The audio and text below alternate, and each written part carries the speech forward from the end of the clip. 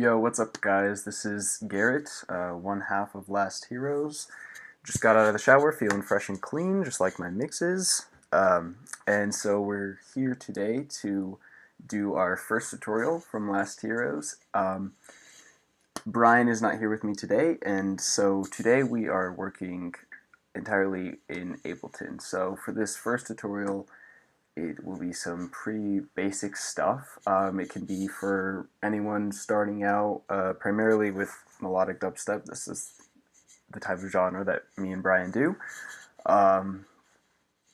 So basically today is drop arrangement. So we will start, let's see, I will just put in an instance of massive.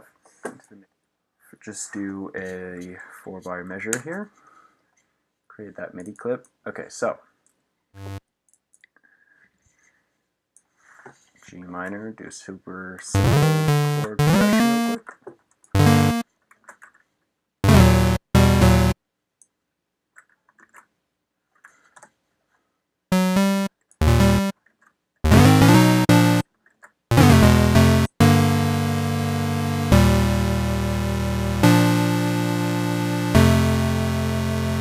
So to start off, a very simple type of arrangement with the chords is how I have it now. So you would just keep the chord going for each, and just keep this continuous without having any breaks. And so when you do something like this, generally you would have a slower sidechain. So in Ableton I use Volume Shaper for sidechaining. So when you do bigger chords like this, where it's just the chords, generally, again, you have the slower sidechain. But so this is what this would sound like.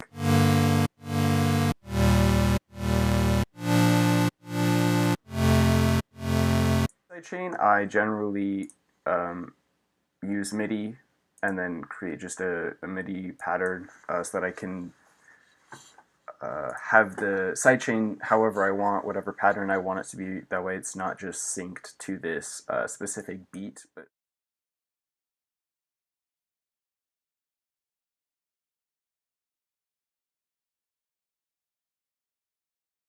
And if you wanted to, you could put some more subtle variations as well, such as this.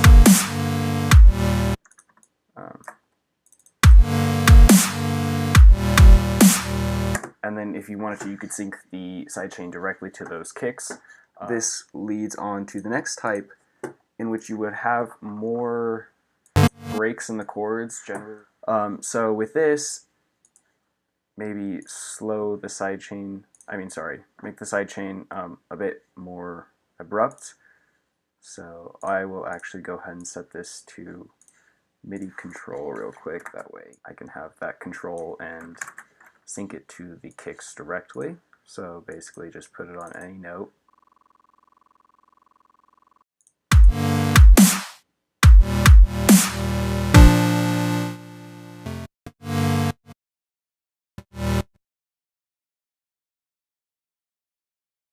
So as you can see here, it is a shorter sidechain synced directly to each kick and snare. And so this would be for if you wanted to maybe put some type of fill within this break, often with a growl of some sorts, or you could even do maybe like a tom fill or something like that. So something like that. So let's just get this on the correct time real quick.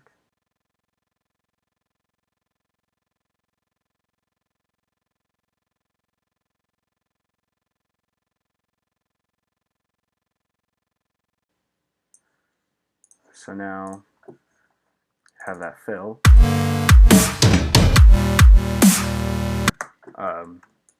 Something like that, or a growl, or whatever really suits you.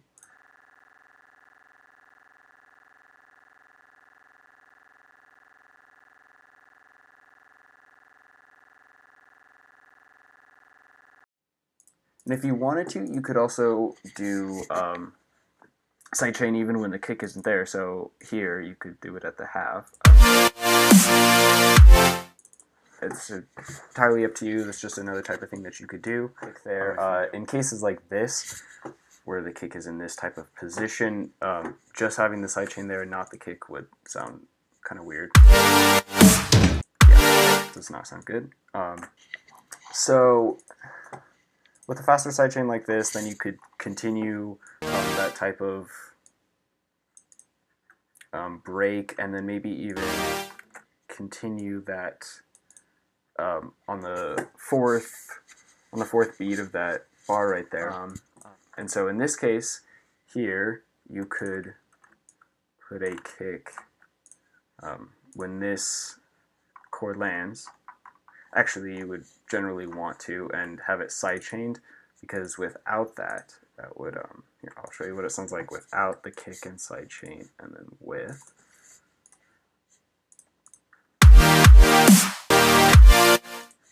It's very abrupt and doesn't flow as well, but then when you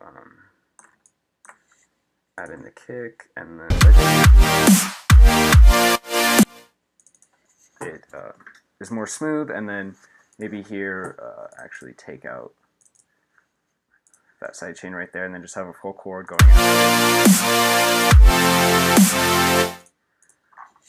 So this, and then these are just different types of variations, either with, as I've said previously, maybe drum fills or growls or leads or whatever you want to put in there.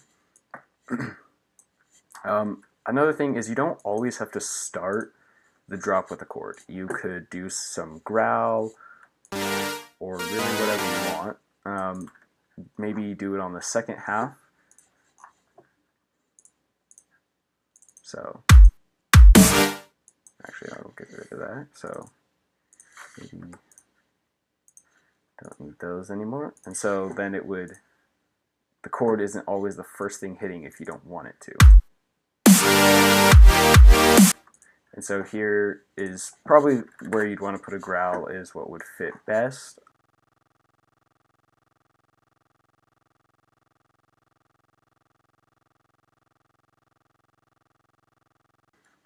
I'm not sure how great this will actually sound, so oops.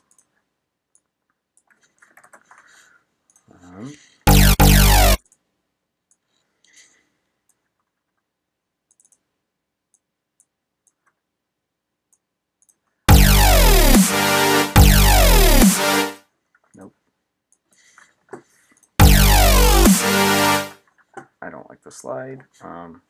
And then you'd also want to sidechain this as well. So if you have multiple things that you're wanting to sidechain, here I am doing a bunch of different things in one tutorial, I suppose, but you can group all the things that you're sidechaining together, and then you would put the volume shaper on the group itself rather than each individual instrument, unless of course you want to have different types of sidechaining for varying sounds and whatnot.